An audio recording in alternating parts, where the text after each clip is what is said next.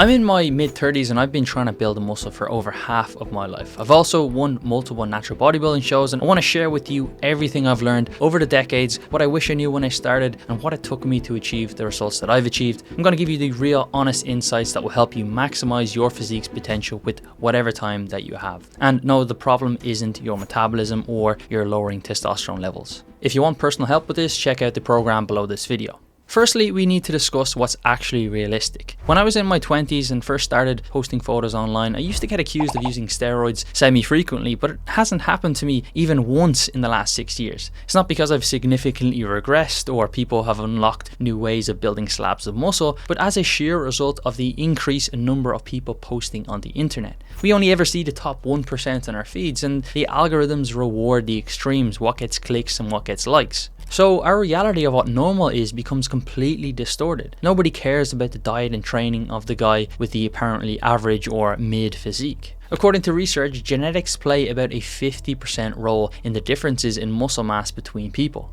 This one paper showed that while some people made amazing arm gains after a 12-week program, increasing their arm size by up to 59%, the average was much lower and some people even lost muscle mass. Take for example 7-time Mr. Olympia Phil Heath. As a D1 basketball player, he was already absolutely jacked, reportedly rarely ever lifting weights at the time. So if you're not already genetically gifted, you're probably not going to be the next Mr. Universe. Very frequently when I talk to individuals, they assume that even the level of muscularity that I have can be achieved within a few short months. I'm not trying to boost my own ego or anything, but the reality is it took me the best part of a decade obsessing over bodybuilding to build most of my mass.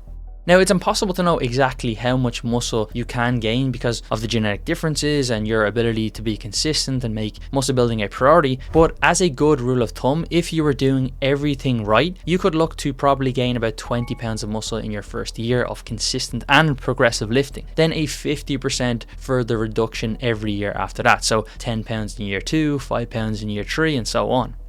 When I first started, I was completely deluded. I thought that anyone could get as big as they wanted if they just lifted long enough, and I made a few crucial mistakes. Number one was following bulking diets from muscle magazines that promised a certain amount of muscle in a 8 to 12 week period. Every single time, without fail, I'd just get fat and have to spend months dieting all the fat off again. Think about it this way, you see plenty of people walking around at 300 pounds who are morbidly obese, but you probably never ever see a lean person that's muscular and weighs 300 pounds in real life. We have essentially an unlimited capacity to store fat, but a very limited capacity to store or build muscle. There's even research to back this up, with this study showing that over a 4-week period, the group who gained twice the amount of weight gained 6 times more fat. After multiple bulks left me looking like the Michelin Man, I was afraid to gain any fat at all, and it led me to becoming really fearful of any weight gain. And that led to the second problem that I faced, trying to lose fat and build muscle at the same time.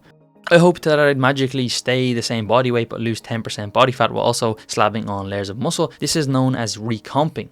I mean, who doesn't want to gain 15 pounds of muscle and lose 15 pounds of fat at the same time? Now, some level of recomposition is possible, but realistically, it's only for those who take vitamin S, steroids, have never lifted weights before in their life, or are coming back from an injury. If you don't fall into one of these buckets, don't bother. You'll just spin your wheels, and even if you do fall into one of those, you'll need to be optimizing absolutely everything to stand a chance of it even remotely working. Being over 30 means the chances are you don't have much time or as mental bandwidth like you did in your 20s to dedicate to being perfect with training or nutrition, so focusing either on losing fat or building muscle at any one time is going to yield much better results. I literally spent a full year back in 2017 at 190 pounds trying to recomp only to look no different after it all. Building muscle naturally takes time, probably a lot longer than you think or would like. Most of the research would recommend a 0.5 to 1.5% gain in total body weight per month in order to maximize muscle whilst minimizing fat. This is a good guideline irrespective of your age. If you want to gain 10 pounds of muscle, you're going to have to gain 10 pounds. This of course means tracking your body weight and your food intake to be able to manipulate this number. Bit of an adaptation period for some people, but it's honestly a game changer. I used to always think that there was this magic time ratio of gaining muscle to cutting fat, but honestly, the longer you can spend in a gaining phase, the better. And I've seen personally the best results with clients who can spend at least 8 months just focusing on muscle building at the rate that I previously mentioned. And this means being okay with adding just a little bit of body fat for the sake of future returns. Think of it like investing. Any money that you put into the stock market today is like a short-term loss because the money isn't liquid and you can't physically spend it. But in the future, it will yield long-term gains. If you keep spending all your cash right now, you'll have nothing in the future. There's no specific rule with what the max body fat you should gain to is. Think of like rugby players or sumo wrestlers. These guys are huge and a lot of them are quite fat as well, but anything over 20% is typically linked with increased health issues, and so I think that's a good number as a cutoff. If you're looking for a guideline, spend at least 4 times as long in a muscle gaining phase as you do in a fat loss phase. Most people get this completely backwards. Now, being consistent with going to the gym over that period of time isn't enough. That is just the price of entry. You need to train hard, even if you only have 2 days a week to work out. Now that I'm in my 30s, I do have a few extra aches and pains here or there from years of playing basketball, but too many guys in the 30s, 40s and 50s talk themselves into an identity of being fragile and unable to push themselves hard. Sure, you probably need to warm up a little bit more, work around a few injuries, but you need to be taking most of your exercises close to failure, especially if you're short on time. If there are certain exercises that cause you pain, then don't do them. It's just as simple as that. We all know the guy who's been in the gym for years that never seems to have a plan. He's hopping from machine to machine on his phone half the time and barely breaks a sweat. One week he's doing the spin classes, the next week he's doing a little bit of weights here or there. He's trying every new machine that the gym gets, and then he's blaming his lower testosterone levels and his bad genetics for his lack of results. I like to call this a gentleman's workout. The best piece of advice I can give you for training if you want to build muscle is to stick to the same exercises, track them and focus on increasing the weight or reps over time. Do this for months on end. One great piece of personal advice I received from professional natural bodybuilder and exercise scientist Dr. Eric Helms was, as you get older, if you're consistently progressing in the weight room and staying injury free, don't change anything because you could end up making things worse.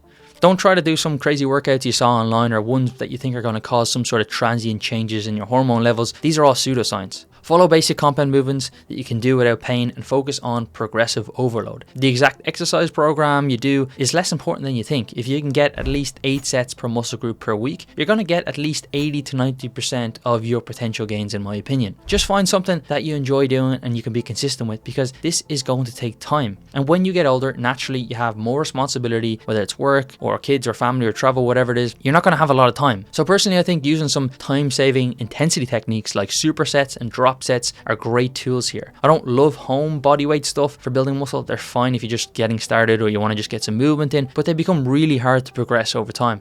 If you genuinely don't have any time to go to the gym because of the commute or whatever, invest in some adjustable dumbbells. They're going to get you so much further than bands or bodyweight ever will. Now, there's no denying that testosterone does start to decline from the age of around 40, but realistically, it's only about a 1% decrease every single year. What has much bigger influence on crushing your testosterone levels is chronic stress from work, excessive alcohol consumption, consistently poor sleep, and too much body fat.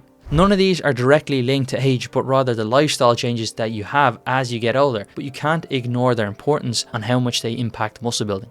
Hypogonadism, or low testosterone, is a clinically evaluated medical condition, not something that you diagnose yourself because you're not seeing gains in the gym. Jumping on TRT isn't the answer for everyone, and it comes with potential short and long-term side effects like every single other medication. So you could have the perfect training program, but if you're not eating well consistently, managing your stress and recovery, and focusing on getting sleep, you're not going to get very far. You'll still get the health and longevity benefits, of course, of doing some resistance training, but you're not going to build a ton of muscle. There's a reason why the top natural bodybuilders who eat, sleep, and breathe the sport make the best progress. Now, I'm not sitting here suggesting that that's reasonable to live like that, but the truth is it needs to be a top priority. There's going to be times in your life when you can put the foot on the gas and make great progress. Other times when you just have to be happy with maintaining or making slower progress, but it doesn't have to be optimal or nothing. But I'm not going to sit here and lie and say that, going to the gym and having the odd protein shake is going to get you very far, because it's not. But the biggest issue by far that I see with men in their 30s, 40s and 50s who want to gain muscle is that they don't want to gain any more body fat from where they are, yet gaining some body fat is going to be inevitable. So to fix this issue, I recommend getting to a leaner body fat first that gives you a little bit more runway to gain a little bit of body fat, and you can learn how to do that here by watching this next video.